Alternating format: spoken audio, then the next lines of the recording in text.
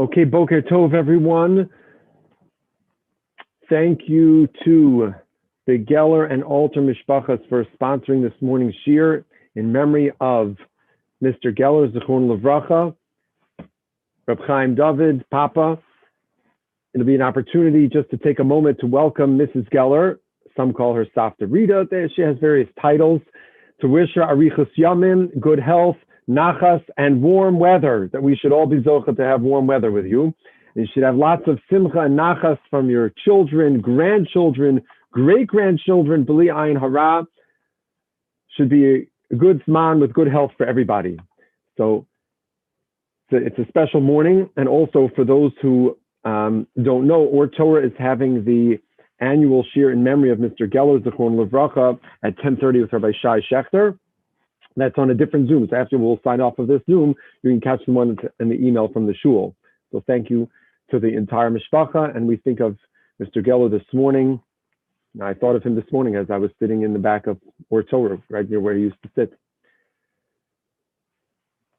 I'm excited to learn together this morning and explore a letter and a topic which is, it's fascinating. It's mamish fascinating. And there is no way, there is no chance, it is completely not shaykh that we will finish and exhaust everything that there is to say about this topic this morning, because it's fascinating and massive. And there's intrigue and drama and learning and letters. So what I'm going to share with you this morning is a condensed version of what there is to talk about. A lot of it there are some articles, was in the email that went out early this morning. I'm also going to put something in the chat that I could send it out later to the link to the ultimate piece that we're going to get to, which I didn't put in the email. You know why I didn't put it in? Because otherwise Lydia would have read it and then spoiled the whole shir. So I was, Chacham Eina Barosha. I didn't want to put everything in the email. You know what I'm saying? Okay, good. So we're going to read a letter today. Now this letter is written by a man. His name is Moshe Chaim Meisels. Okay, Moshe Chaim Meisels. I see the letter in the book to Ben Gurion. Ben Gurion is writing to him because in 1958, he is the editor of a newspaper, a Hebrew newspaper that's published in New York called Hadoar. I don't know if any of you have ever heard of this newspaper. There was a Hebrew newspaper, originally was published as a daily, then it became a weekly. It's called Hadoar. And when I saw this letter and this name, Moshe Chaim Meisels, Moshe Meisels, wait a minute. I'm thinking to myself, I've seen that name before. I have seen that name before. I got to dig. I got to find out what's going on. Turns out I have seen that name before.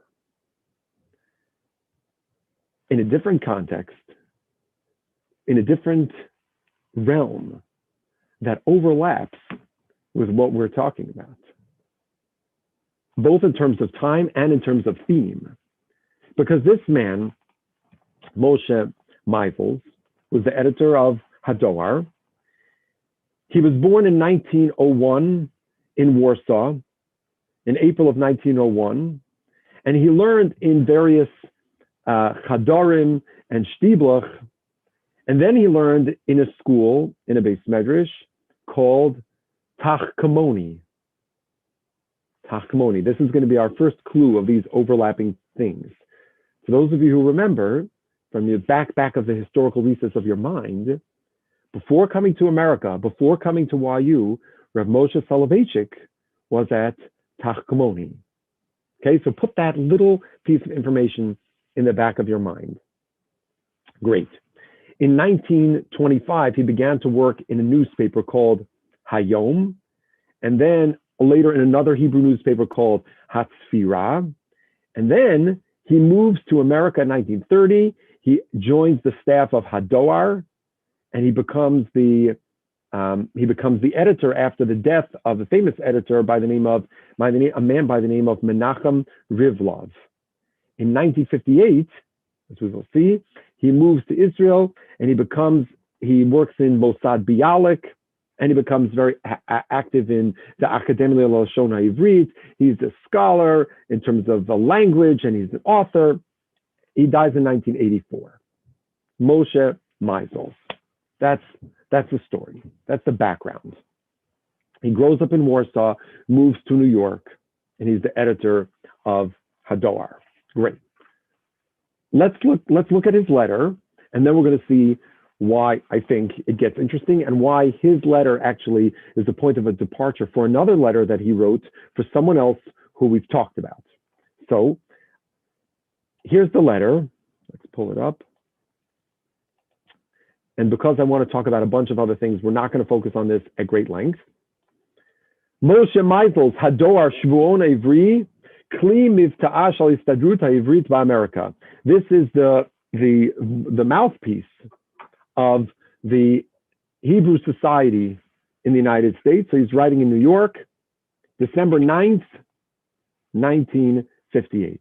L'chvod Rosh HaMemshala, dear Ben Gurion, I never imagined that I would be, and if you have this in front of you on your own computer, you can get into English.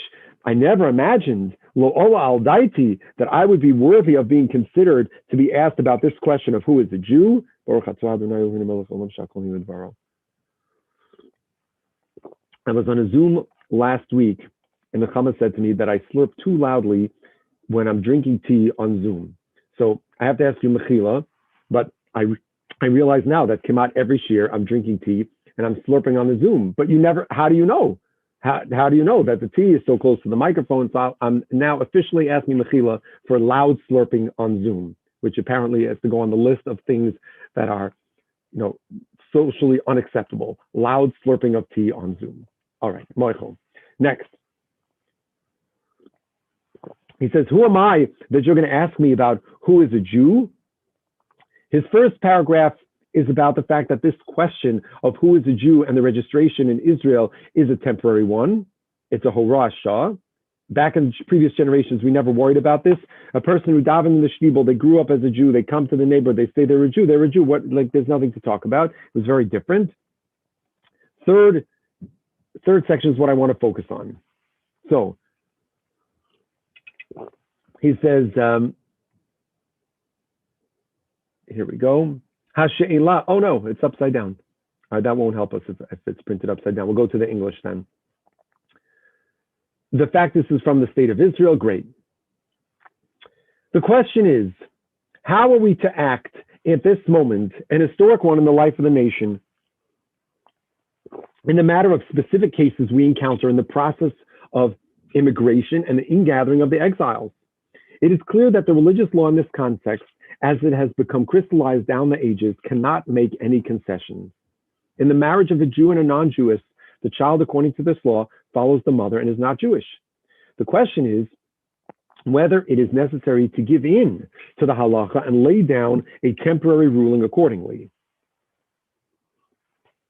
The state of Israel has already shown the way and has even gone to the extreme in trusting the laws of marital status to the rabbinate and the decision of the halacha. This is no temporary measure, but a permanent one. It would seem that the determination of Jewish identity of the individual belongs in essence to marital law, which maintains the identity of the Jewish family. Why then should this be accepted from its jurisdiction? Okay, skipping just down, because now he tells you obviously what happens if a person shows up and turns out that they are not actually Jewish. But now here he makes another interesting argument, right? His first argument now was, well, if matters of personal status, meaning marriage and divorce, are given to the halacha, so this should also. And then he alludes to the fact that if a child, and we talked about this in several previous letters, a child comes and is registered as Jewish when they're not, and then they go to get married, it would be a catastrophe. We spoke about that last week. Okay, so now in the next matter, he takes it to the next, this is Os Dalid D. This is the national aspect of the matter. What is emerging in the state of Israel before our eyes is unprecedented from a human and social, spiritual, and material standpoint, is as set against 2,000 years of our past. So now this is Moshe Meisels talking about the role that the state of Israel is playing. the development of the state of Israel in our national story. This change is immeasurably greater than that which took place during the return to Zion in the days of Ezra, the head of the Aliyah, the first Aliyah. The Babylonian exile did not last longer than 2 generations, even less. Even then, the return represented a complete break in Jewish history, its spirit and culture. The return to Zion in our day followed 2,000 years of wandering throughout the world. The whole of present Western culture is not 2,000 years old. Consequently, the break is even deeper and the change is even more extreme. It is almost like a creation ex nihilo in our eyes. You know what we call this? We call this yesh me'ayin, something from nothing. Moshe Meisel says, let's look at the state of Israel. Is the state of Israel coming from something? It's not coming from anything, because the state of Israel, it's coming out of an absence of 2,000 years. It's like yesh me'ayin. He says, but we have to be very careful about that. Every creation ex nihilo involves danger.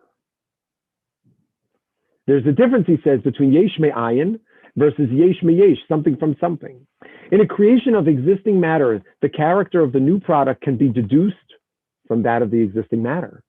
But no one can prognosticate what will be the character of a creation ex nihilo. What better than light, the or? We are told that God saw the light, it was good. So he has a stickle chiddush here. Until he saw, God did not know, quote unquote, whether it would be good or not. It is our duty, therefore, as far as we can, not to minimize the nothingness from which this wonderful new creation is springing, and not, on the contrary, to increase it and to deepen it. Says Meisel, the state of Israel is not yesh me'ayin. There is a tradition. There is some continuity here. It's yesh me'yesh. And by having a fealty to the tradition, to the halacha, to our way of life that has gone back thousands of years, the state of Israel is no longer yesh me'ayin, something from nothing. It's yesh me'yesh. There's a continuity here. The role of the state of Israel is not to be viewed in a vacuum. It's to be a continuation. So Meisel is passionate about the state of Israel and passionate about how the state of Israel needs to follow the halacha to be a yesh me'yesh, to be a synthesis of the traditional spiritual values with a modern state. That's the letter that we're gonna take today. So far, so good. So far, so good? Nods, yes? But here's where it gets interesting. Because I mentioned before that this man, I heard his name once, and I knew him somewhere, and it's like, you know, where can I put this guy? How do I figure it out? What's the context? So I remembered where I came across him, and I'm going to share with you a timeline that's going to put this in a little bit of a different context. Because we said, if we take a step back for a second, that in July of 1950, this is when they passed the Chok HaShvut. We go back, way, way back to the beginning. In March 10th of 1958, the Interior Ministry made their psak about how to recognize people that caused the whole controversy, because they were saying that maybe we don't have to recognize people as Jews as long as they want to say that they're Jews, even if they're born to a mother who's not Jewish. In July 15th, 1958, they convened the committee. We spoke about this way at the beginning of the year. October 27th, 1958, that's when Ben-Gurion sent his letter. And the letter we just read from Moshe Meisel was sent on December 9th, 1958. Great. So far, so good. Let's keep going. February 3rd, 1959, another response is sent to Ben-Gurion, one that we spent a week on maybe about 6 weeks ago. Or no, actually probably now about 2 months ago. The letter of Rabbi Joseph B. Soloveitchik and his good friend, Reb Chaim Heller. Remember, we spent the whole morning talking about friendship and the relationship between the Rav and Reb Chaim Heller. That was in February. Well, guess what happened shortly thereafter, on July 25th? Another person who also wrote a letter, who we also spoke about at length, Rav Herzog passes away. Okay, well, who was Rav Herzog at that time? Rav Herzog was the chief rabbi of Israel. Nachon? Rav Herzog is the chief rabbi. Now they need to find a new chief rabbi. And all of a sudden, rumors start swirling everywhere. And in the article by Jeffrey Sachs that I sent you in the email this morning, he details all the interesting backlog. Many of the letters relevant to this topic appear in this volume of collected letters of Rav Soloveitchik called Community, Covenant, and Commitment, because lots of people started saying, there's a rabbi in Boston, in New York, who should be the next chief rabbi of Israel. Interesting. November 13th, 1959, it's the night of the annual Hausman, well, now they call it the Hausman Tshuva lecture. Then it was called the Rav's Tshuva Drasha. November 13th, 1959, the night of the Rav's Tshuva Drasha. I'm sorry, it was actually before that, but this is when it was published. After the Rav gave his Tshuva Drasha that year, I forget what day it was. It was in September, I think. Late that night, the Rav had an apartment in YU. He was in New York, and a young journalist working for Yediot Achronot, came to meet with the Rav late at night in his apartment to interview him. Anybody have a guess who this journalist was? It was not Moshe Meisels. We'll get to him in a minute. Who might be a young Hebrew-speaking, but also Yiddish-speaking journalist in 1959? His name was Eliezer Wiesel. Bingo! Someone guessed it. Yeah, Paul, you got it. Elie Wiesel. So Elie Wiesel comes to interview the Rav after he finishes his Tshuva Drasha. On November 13th, 1959, he publishes the article, the interview that he did with the Rav, which is now popping up on your screen. I couldn't figure out, oh, here we go. Let's see. You see it now on the screen? Omer Harav Yosef Dov Soloveitchik, Im Eliezer Wiesel, Katavenu B'Artzot Habrit. The correspondent of Yediot Achronot in America is this kid. I mean, he's not a kid, but he's basically a kid, 1959, Elie Wiesel. This is before he became the famous laureate, right? Elie Wiesel, he's just a young correspondent.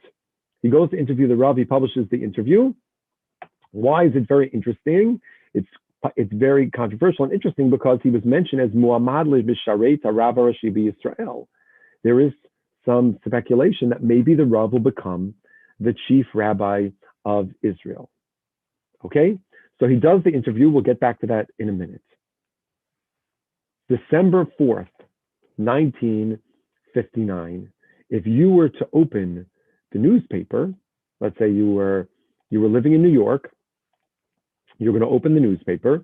And what newspaper do you subscribe to? Let's say you subscribe to Hador. You subscribe to Hador. You open the newspaper, and guess what you find? This article.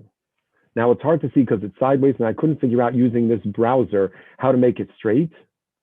It's entitled Medinat Yisrael Be'eretz Yisrael, the state of Israel and the land of Israel. Me'in Mechtav Galui, an open letter, Laharav Rav Yosef Dov Soloveitchik, an open letter critiquing Rabbi Joseph B. Soloveitchik.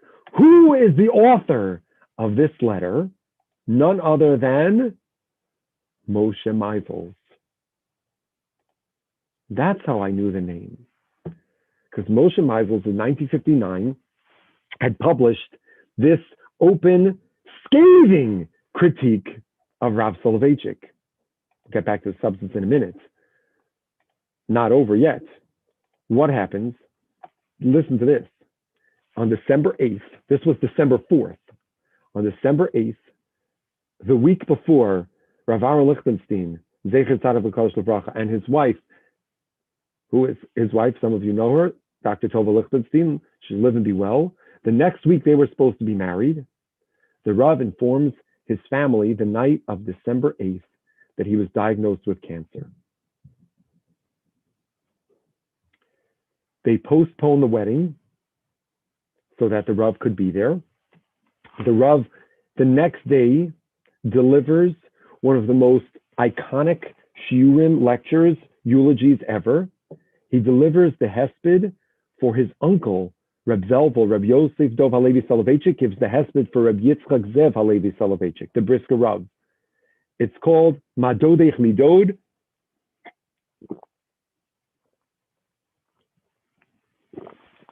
I think this hesped was at 4 hours or 3 hours he spoke. It was an iconic piece.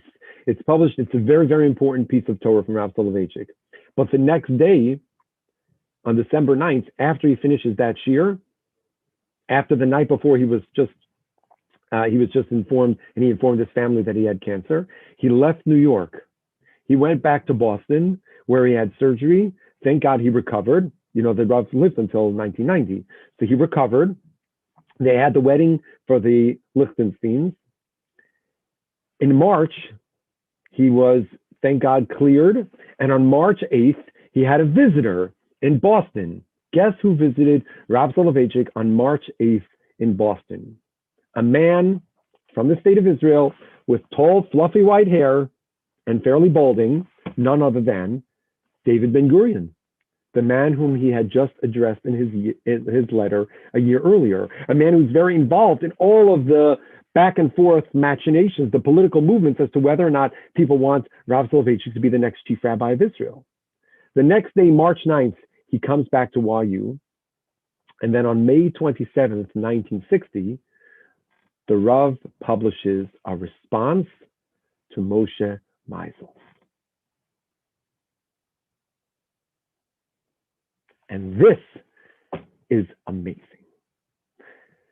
I don't know so much about anything, and I certainly don't know so much about the Rav. But of all the things that I've ever read from the Rav, this is probably the most powerful and the most impactful to me. This open letter that he writes in response to Moshe Meisel, the editor of Hador, the author of today's letter. But it's all going on in between because Moshe Meisel is involved in this newspaper because there's some controversy about whether or not the Rav is going to become the chief rabbi of Israel. So people in Israel are interested in him, and he decides he's not interested, so they keep pushing in politics and back and forth. And email Shkoyach, Reb David Ben Tzvi Halevi says he emailed me a rotated version of the sideways document. Thank you. You know, it's always good to have competent people when you can't figure things out on your own. So thank you, David. So now the Rav writes back to Moshe Meisel in his newspaper. And this is how I put it all together, because I remember that in the bottom of this piece, what's titled Al Avas HaTorah U'Geulas Nefesh Hador, he addresses Meisel directly. So you have the confluence of Eli Wiesel and Rav Soloveitchik and this guy Moshe Meisel, who's right in the middle of everything. I don't know, maybe somebody else, this is totally not interesting, and you're like sitting there, I can't believe this is my Sunday morning Zoom. But I'm like, this is real life. These are people who are interacting in real time. And if you could imagine, I don't know, I assume that Moshe Meisel probably felt like 2 cents after he absolutely rips Rav Soloveitchik in the newspaper, only to find out 4 days later that the man was diagnosed with cancer and he has to push off his kid's wedding. Like, this is real life, real life. So the Rav doesn't get to respond to him until May, which in a modern society with Twitter and Facebook, to go from December to May, that's like 3 generations. Like, my children had children who had children. But in those days, that was okay, especially if you had an excuse that somebody was being treated with cancer. So they didn't get back to 5 minutes after you ripped them, and then they ripped you in the newspaper. But the Rav writes a piece here, and that's what I was saying at the beginning, like, we mamish need a few weeks just for this one piece, which we don't have time to do, but we'll do a little bit of it. Because I want to start with, what was the critique? What was Moshe Meisel's critiquing the Rav about? And what was the Rav's response? And why is it relevant to us? Because put it in context of what he wrote. Remember, Moshe Meisel is a Hebrew author. He's a Hebraicist. Remember, he was also in Tachkamoni, which was this Mizrahi gymnasia where Rav Moshe Soloveitchik was. Remember that from his youth. That same Warsaw Gymnasia that Rav Soloveitchik had a connection to. I don't know if maybe they even knew each other from Warsaw. I don't know. I'm speculating. But they may have crossed paths. So here's Moshe Meisel. He loves Israel. He told Ben Gurion that Israel needs to have a connection to the spiritual roots. It can't be Yesh Me'ayin. So he's very upset. Why is he upset? Because he's upset about what he heard or what he thought the Rav said. Now remember, we're not going to defame the memory of Eli Wiesel, Zecher Tzadik Levracha, but we're just going to point out, as the Rav does in his response, that journalists are not malachim. They are not God-given arbiters of law like Moshe Rabbeinu, and what a journalist writes might not be the accurate reflection of the truth. So the Rav is going to say, as we'll see in a little bit, he's going to say what Eli Wiesel wrote that I said to him in New York that night. I never said any of those things. Half of them were taken out of context. Let me explain to you. But this is what appeared in the newspaper, and this is what Moshe Meisels was really upset about. The title of the piece from Eli Wiesel, you see, says, Aliyas Nor Yehudi, the Aliyah of the Jewish youth from America, Me'artzos Habris, he bivechinas Chalom Yafeh. Eli Wiesel says that the Rav said to him that youth making Aliyah from America is a nice dream. It's a nice dream. That's all it is. It's a nice dream, but it's not going to be a reality. So we're not going to go through the whole thing, but you have it. I think you have it in your email from this morning. Harav, you see where my cursor is? Can you see the cursor on the top right of the page going across there where I am? So you can follow? Yes? Okay, good. Harav Dr. Yosef Dov, Rabbi Dr. Joseph B. Khan Korim Lo Bechiba. This is what they call him in appreciation. Yosheber. Remember, Eli Wiesel was the Holocaust survivor. What language do you think Eli Wiesel spoke to the Rav in? It doesn't say. I am fairly convinced that they spoke in Yiddish. Of course they spoke Yiddish. It was 1959. I'm sure that the Rav spoke to him in Yiddish. So his nickname in Yiddish was Yosheber. So the man they call Yosheber, Eli Wiesel says, I sat down to him. And you know there's something special here, sitting down to talk to this individual, this person. The minute you leave in talking to him, you feel like you were enriched in some way, that you were enhanced in some way. So let's skip to the middle section, which is one of the pieces that Meisels is very upset about. The title of the piece was on this section, Aliyas Yisrael Chalom. Sha'alti, says Eli Wiesel, Ma b'dvar aliyaso shel hanar noah hayehudi hazeh Yisrael. What about the aliyah of these kids, the young people from America to Israel? So apparently the Rav said, Cain, it's true. Says, Ze chalom heshiv. The Rav answered, it's a dream. Chalom, sha'alti, Eli Wiesel says, it's a dream. Yes, it's a nice dream. Avol, I'm unsure. Misubkani, I'm not sure. Im yidgashem, if it will be fulfilled. Today's youth, and now I'm going to just paraphrase in English, you'll follow in the Hebrew, are not drawn to Yisrael, which the Rav is going to say he never used that term also. They're not drawn to Israel as they were in the past. They're interested in it, and they will support it, do everything, but they probably won't settle in it. Why? In the recent years, he says, there has been a change in people's approach, in the American approach to Israel. He says, for example, I remember when I was younger, Eretz Yisrael was for me a deep chavaya pnimis, an inner spiritual experience, amukah, not just a geographical or political entity, and maybe religious. When I was hear the name Eretz Yisrael, it would cause me to shake. Today, now it's more abstract. It's not yonik. It doesn't draw me ma'amakei hanefesh, from the depths of the soul. And that's not going to be the same thing. It says, and then he goes on to discuss how he feels like it's chaval, and this is Eli Wiesel quoting him, Chaval, says Rav Soloveitchik, I see in David Ben-Gurion an opportunity, a person who has a religious connection, but it's not coming to fruition, it's not being expressed right now. So this is a major theme that is being presented. Elie Wiesel says, he publishes, that the Rav says that, people don't have that same feeling for Israel as they used to. It's not a chavaya pnimis. And Ben-Gurion is not doing enough to have that spiritual religious character. So Moshe Meisels strikes back. And now let's open it up so you can see it. One second. Meisels says, okay, thank you. I'm going to pull up the thing that David just sent. Okay. Now it should be straightened out. So just give me a thumbs up if you can see it straight now. Yes. Oh no, that's Elie Wiesel. No, the Meisels I had. I'm sorry. Where am I? I'm doing the wrong thing here.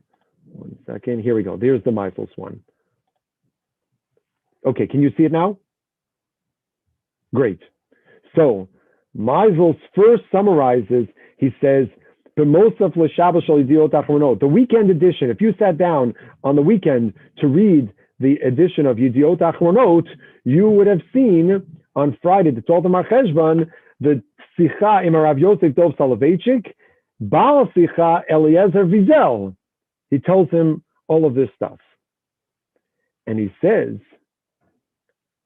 I can't tell you 100%. I can't tell you if what Elie Wiesel said was correct, if it was custom miloshonim shelter piarav, if he's actually telling you what he said. But I have to tell you, what he says, it's crazy. It's terrible. He says, Ikar Tochnam. You see where I am here? Ikar Tochnam. Let me make it a drop bigger. The main thing that the Rav apparently said, Medinas Yisrael, the state of Israel, Ki'ilu, it's as if Hisira es atarame rosha shel Eretz Yisrael. It removed the crown of glory of the land of Israel. That somehow the state has undermined the land.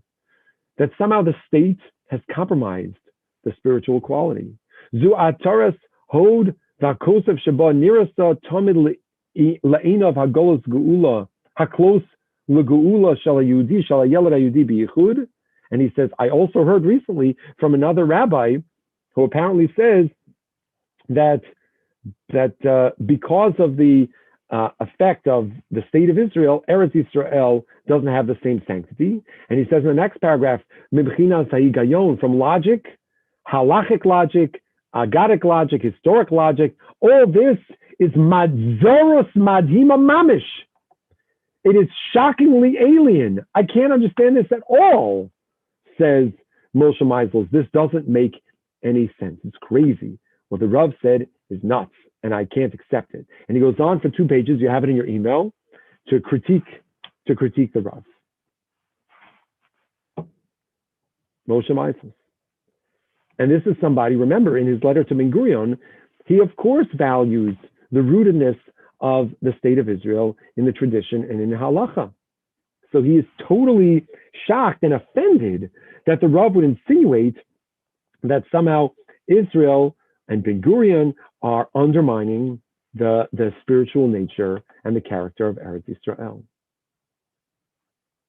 That is a pretty harsh accusation. So the Rav responds.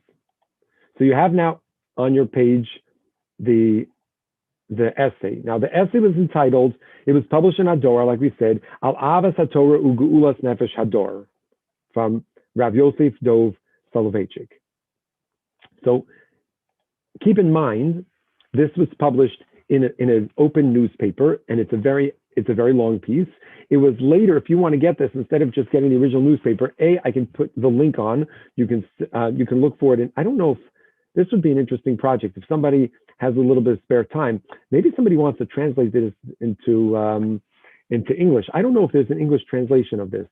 There might be, but I'm not aware of it. It was published in a book of collections of Rav Soloveitchik's writings called Besod Hayachid V'Hayachad, edited by Pinchas Peli. So it's not so easy to get a hold of. but at least it's in Hebrew, not in Yiddish. You know what I'm saying? At least that. So the Rav, we're just going to go through a few pieces, but the main piece that I want to get to is kind of a by the by, but that's what I want to put last.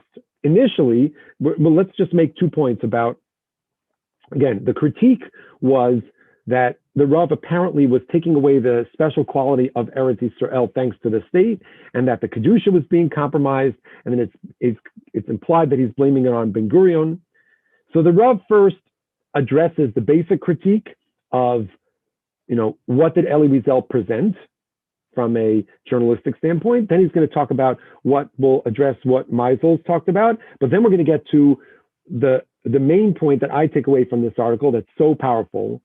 So let's go in 3 steps. The first step is Ritzoni Lehisakev. The Rav starts by saying, I want to address 2 bituyim, 2 expressions, shenishtarbavu lesoch ma'amaro shel Mar Wiesel, that made it into the ma'amar, the statement of Elie Wiesel in the newspaper article. And the Rav says, Shelo yatsu mipi. I never said those things. I don't speak like that. So first of all, he says, Aleph, hamunach mishichiyut, messianism. He says, I've never used that term. You should know, it is a zmoras zar begani. It is an alien zmora is a plant in my garden. I come from the Soloveitchiks. We never use that term. And then he goes on to explain that. Number 1. Number 2, he says, Adayin, never yet lo kinisi afpam. I have never referred to as Hamedina be'eretz HaKodesh b'shem Yisrael. I never use the term Israel. I'll use the term Medinat Yisrael, Eretz Yisrael. I never use the term Yisrael. So he says, first of all, Mr. Meisels, a lot of the things that you'll see there they're not mine. I never use those terms. So he says, Nimsa, turns out, Kishnei mishpatim achronim, the 2 last statements, Asher brem bolto shnei amilot she'einu ritzoni, that are not what I said, Mishichus v'Yisrael, that I never said them. Never said them. Lo nisnaschu al yadi.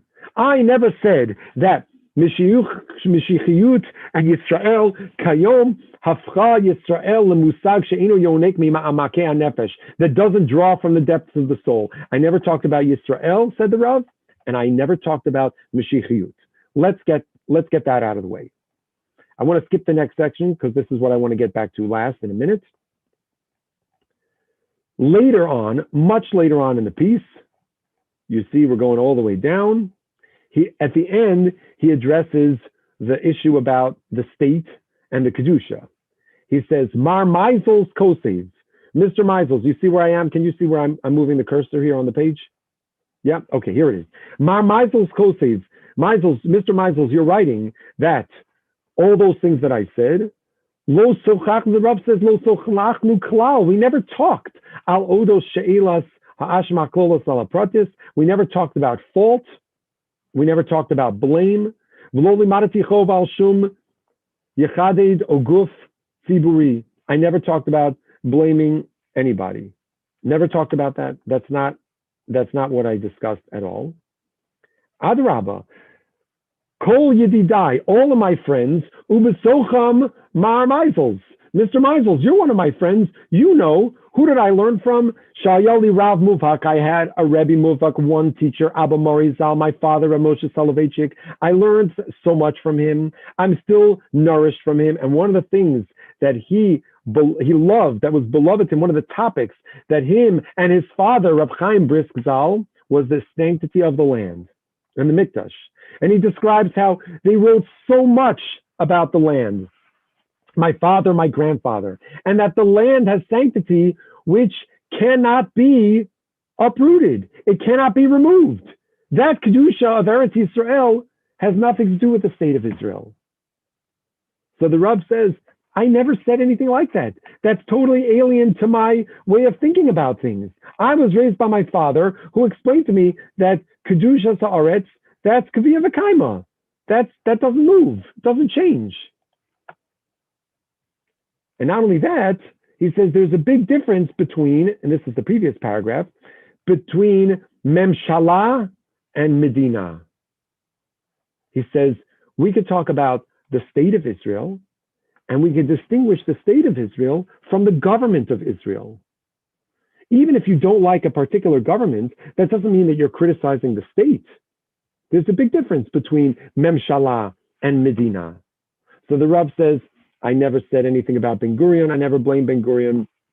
He says, I never said that the sanctity of the land is taken away because of the secular nature of the state or all that kinds of stuff. The Rav says, what did I say? What was I really talking about? And this is so powerful. And this is what gets down to us. The Rav says the truth is that most of our conversation, mine and Elie Wiesel, and if you think about this, for those who have ever been to Washington Heights, to YU, and you can just imagine, I'm assuming that this was the way that it was in those days in the 1950s, that the apartment that the Rav stayed in was on the first floor of the Morgenstern dorm. You walk into the morgue, you make a right turn, the left door, that was the Rav's apartment. So it was a late night after the Tshuva Drasha. The Rav was probably sitting there with a cup of tea or something with Elie Wiesel. They were talking. The Rav says, you know what we really talked about? We talked about the youth, the kids, raising a generation in America. What is it like to raise a generation in America? What is education about? What is chinuch about?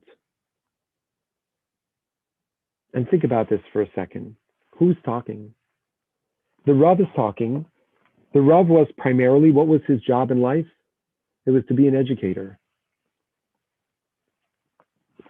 After all the dust settles, you know what the Rav wrote in a bunch of these letters about why he would not stand as a candidate to be the chief rabbi of Israel? Because at the end of the day, the Rav says in a bunch of these letters, he says, I'm just a malamed. I'm just a teacher. By nature, I am a teacher and an instructor. I'm a malamed. So the Rav is talking to Elie Wiesel about the most important topic in his worldview, how he's raising his students. And he becomes unbelievably personal in this interview and in this letter, which he's now going to publish for the entire world to see. Says the Rav, I'm going back earlier in the piece, he says, Gufa de'uvda hachi hava, this is what happened. Dvarim shenisparsu b'shmi, that which was publicized, that Elie Wiesel wrote in my name, there was achadim, small snippets, mitoch sicha arukim, a long conversation that shehisna lebeini lebeina yitonai Mar Wiesel hanechbad. Hasicha, the conversation, nasva lo medinas Yisrael. We weren't talking about Israel.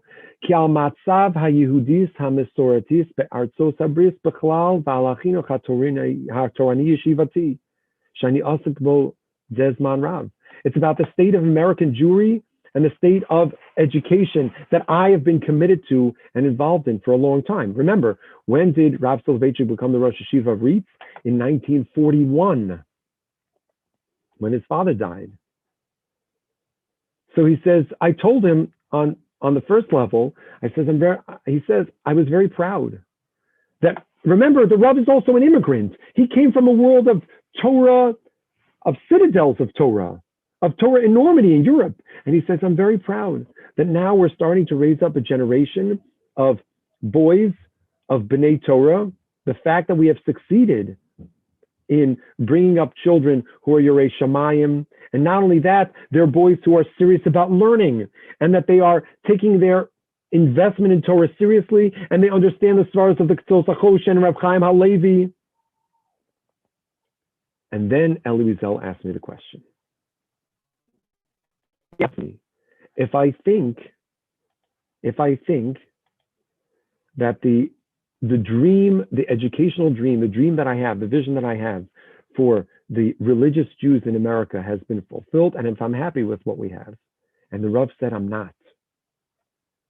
And he says there are three reasons that I don't think that we have met our goal, our dream has not yet been fulfilled. Number one, ha'achuz, the number, the percentage of youth who are learning in yeshivas is too small, but it's growing.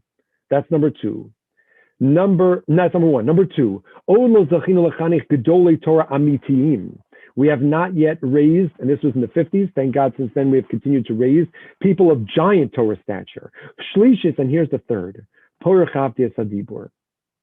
this is where I spoke at length. And I spoke about this at length because, and only part of this was passed over in the interview in print, compared to what it was true. And what is that? A major educational philosophy issue, that bothers me for a long time. What is the third failure that the Rav says? That students are having encounters that are intellectual. Hakara sichlis, an intellectual encounter. The higayon sonain, and cold logic.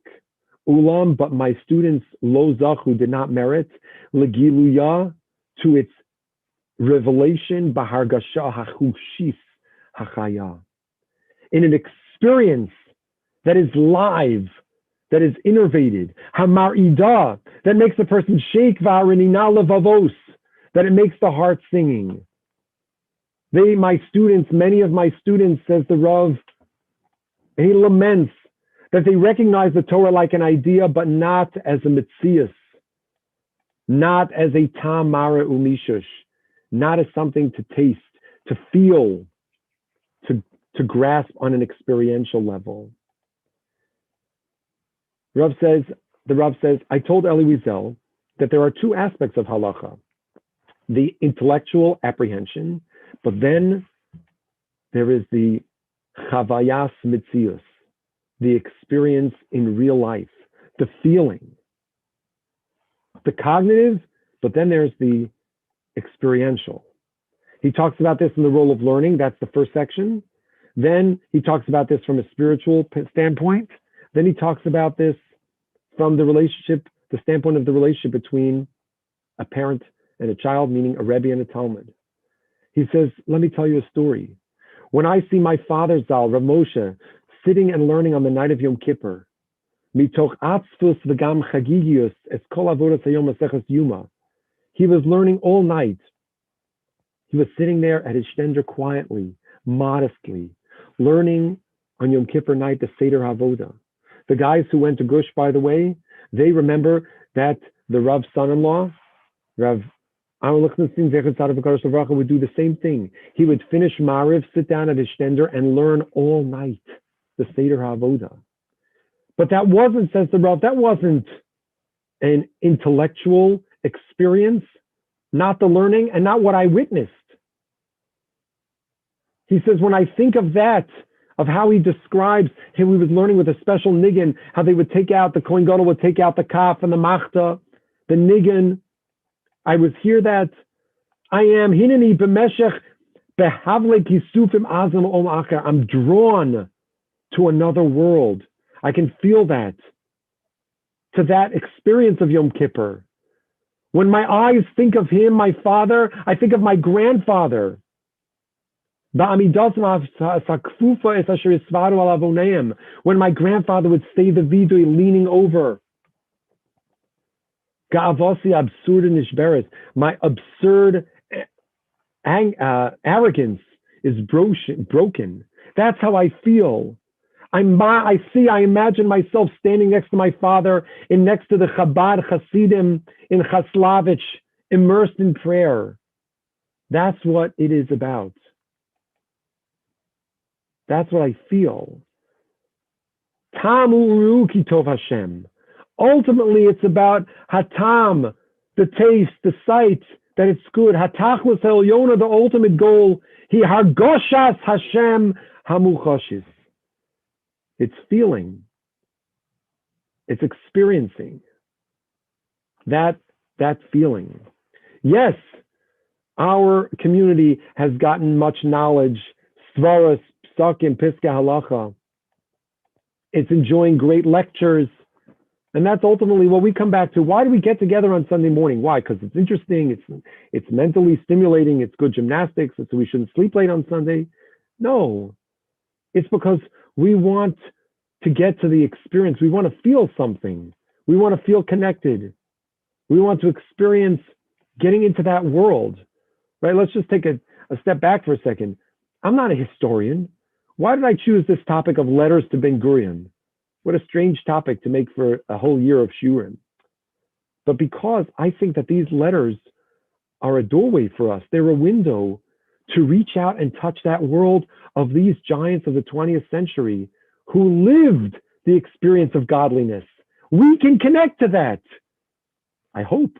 That's my goal for this whole limud, that this should not be some academic, philosophical pursuit. Ultimately, it's that feeling, it's the stories and the connection. And he says, "Besof dvarai eileh," at the end of my words, "Hosafti ha'ara ketana kalachar yad."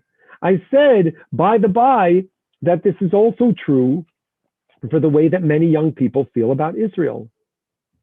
That they view Israel as an important place, as something that has a high value, that they're going to invest their time and their money and their resources. But I sense, said the Rav, that people don't feel the same experiential connection. Do they have that flutter in their heart when they see the flag, when they see a blue box?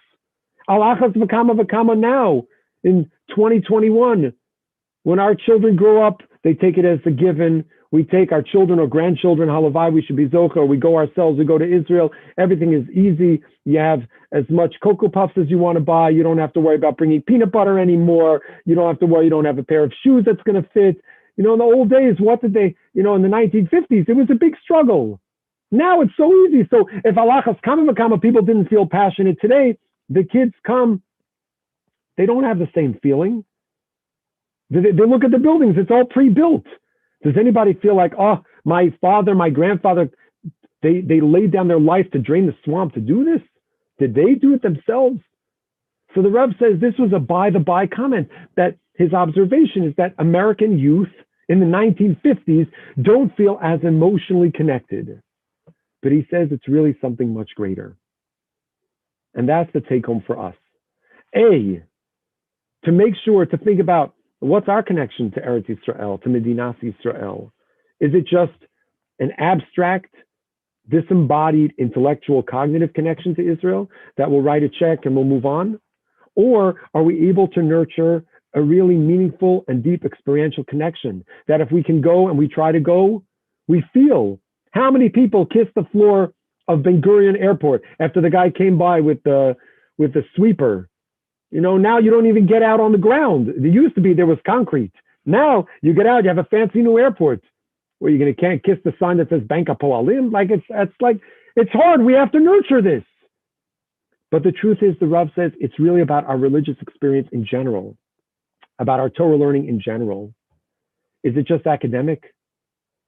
Are we just thinking about Jewish ideas? Or are we somehow able to transform it into part of our being?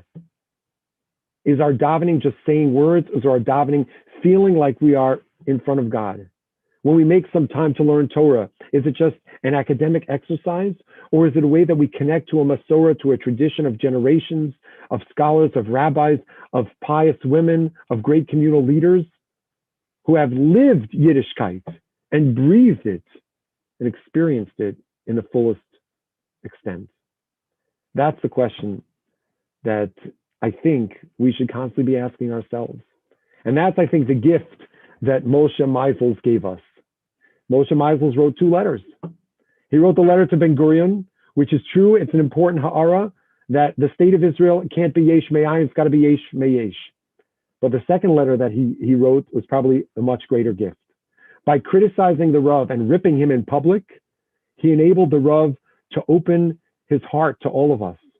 Because you know what the Rav says at the end, and what this will close? The Rav says, and you can read it inside, I'll email it out if you'd like.